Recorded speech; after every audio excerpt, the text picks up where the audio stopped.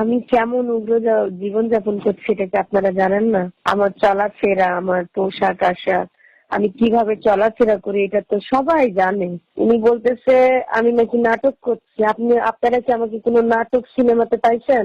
আমি কালকে থেকে ভাইয়া অনেক কান্নাকাটি করছি। আমার দুঃখটা হচ্ছে নিজের সবকিছু ঢাকার জন্য আমাকে অবশ্য বলছে যে আমি তোকে ডিভোর্স দেওয়ার পরে তুই দেখ যে তোর কি অবস্থা করে মানুষজন, এই কথাটাও সে বলছে। কিন্তু এর মানে তো এই নয় যে মিথ্যা উল্টাপাল্টা কথা বলে তো লাভ নেই কোনো। আর সব থেকে বড় কথা ভাই, আমি আপনাকে আরেকটা কথা বলি। আমি লাস্ট আমার লাইভ শো করছি আর্ট টিভির। এখন বিষয়টা হচ্ছে আমি লাস্ট শো যে আর্ট টিভির করছি, আপনি জিনিসটা দেখেন, আমি একজন শিল্পী। আমাকে যখন একটা চ্যানেল থেকে ফোন করা হয়, বলা হয় যে আপা আপনার একটা লাইভ শো করে দেন, আমার গুরুজির সাথে আমি লাইভ প্রোগ্রাম করছি রাত 2টা পর্যন্ত। এখন বিষয়টা হচ্ছে দেখেন, টেলিভিশনে যে লাইভ গুলো হয় এটা তো রাত্রে বেলায় প্রোগ্রাম হয়, তাই না? তো বিষয়টা হচ্ছে তার মানে যে এই যে এত এন্টারটেনমেন্ট বাংলাদেশে, খবর বলেন, প্রোগ্রাম বলেন, সব তো রাতের প্রোগ্রাম হয়। তার মানে যে আমি এই যে আমার ফ্যামিলি সহ আমার আব্বু, আমার মামা, আমার গুরুজি সবাই ছিলেন আমার সাথে, আমার মিউজিশিয়ান ছিলেন, ক্লোজাপন লিজা ছিলেন, সবাই ছিলেন। তো এই যে আমি প্রোগ্রাম করছি রাতের বেলাতে, এই প্রোগ্রাম করার মানে যদি নোংরামি করা হয়, তাহলে সে যদি আমাকে এইগুলা কথা দেয় তাহলে আমার কিছু বলার নাই। কারণ আমি যখন ক্লোজাপন হয়েছি তখনও কিন্তু এনটিভিতে আমি একের পর এক রাউন্ড পাড়ি দিচ্ছি এবং প্রোগ্রাম করে কিন্তু আমি এই জায়গায় আসি। এই মানুষটার জন্যই কিন্তু আমি এতদিন কোনো টোগ্রাম করিনি। তো টাকার পেছনে ছুটলে তাহলে আমি প্রোগ্রাম বাদ দিয়ে তার সংসার কেন করলাম? আমার এইরকম একটা ক্রেজনেস, একটা অবস্থা, আমার একটা মানে আমি একটা এইরকম মানে ক্লোজ আপ অন হলাম, আমার অবস্থানে থাকার পরে সব বাদ দিয়ে তাহলে সংসার কেন আঁকড়ে ধরলাম বলেন তো? উনি যে এইসব কথা পত্রিকাতে স্টেটমেন্ট দেন, তো দেওয়ার আগে তো তার ভাবা উচিত। সে আমাকে মেয়েটাকে দেখতে দিচ্ছিল না 3 মাস। তারপরে আমি অনেক কান্নাকাটি করছি এবং আমি বলছি যে এটা আমার অধিকার, তুমি যদি আমার এই অধিকার থেকে আমাকে করো তাহলে আমি একজন মা হিসাবে, আমি একটা মেয়ে হিসাবে না, আমি মা হিসাবে আমার মেয়ের জন্য লড়বো। আমার যেখানে যাওয়ার দরকার আমি যাবো। আর তুমি আমার বাচ্চাটাকে নিয়ে এসে সোশ্যাল মিডিয়াতে আমাকে পচানোর জন্য সে নিউজ লিখছে যে আমি বাচ্চাকে ফালাইছি, আমি নাকি চলে গেছি আমার ক্যারিয়ারকে ভালোবেসে। নো, নেভার, দিস ইজ রং।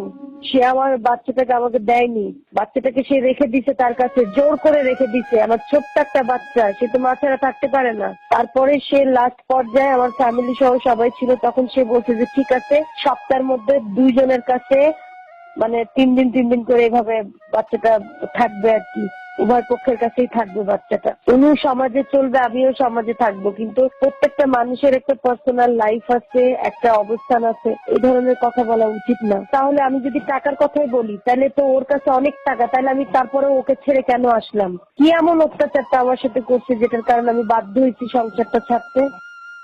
সেটা যে কোনো বিষয়ে, সে ড্রিঙ্কস করেও সেটাই করতো। আমি গানের সাথে থাকবো, আমি এলএলবি পড়ছি, আমার সন্তানটা আমার অবলম্বন। আমি ওর মুখের দিকে তাকিয়ে আমি আমি আমার কোনো বিয়ে শাদীর পরিকল্পনা কোনো কিছু নেই। আমি আমার আমার গান, আমার আমার সন্তান, আমার আমার বাবা মাও আমার কাছে আমার সন্তান। তো আমি সবাইকে নিয়ে এবং আমার যত দর্শক আছেন তাদের ভালোবাসায় আমি এগিয়ে যেতে চাই।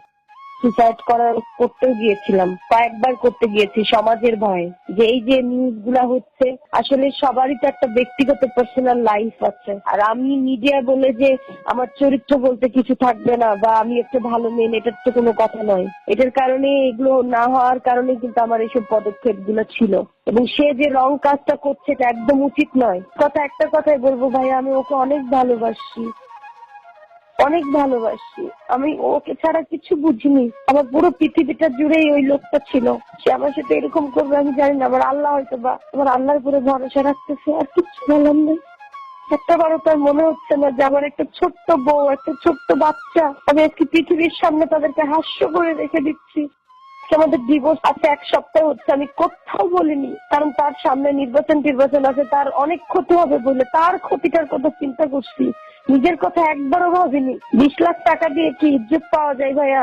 সেও তার নিজ উদ্যোগে ডিভোর্স করছে এবং টাকা পয়সাটাও সে আমাকে বুঝাই দিছে যে টাকা দিয়ে দিলাম এবার ডিভোর্স করে, এরকম একটা ব্যাপার। লাস্ট পর্যন্ত ট্রাই করে গেছে আর বলছি যে শিবলি তুমি একবার শুধু বলো আমাকে ভালোবাসবা, আমার হাতে হাতটা রেখে অন্য সমস্ত কিছু খারাপ জিনিসগুলো ছেড়ে দিবা, আমার সাথে এরকমটা করিও না, তাহলে আমি সব ছেড়ে দিয়ে তোমার সঙ্গে থাকবো। শেষ রক্ষাটা আমি করতে পারিনি ভাইয়া।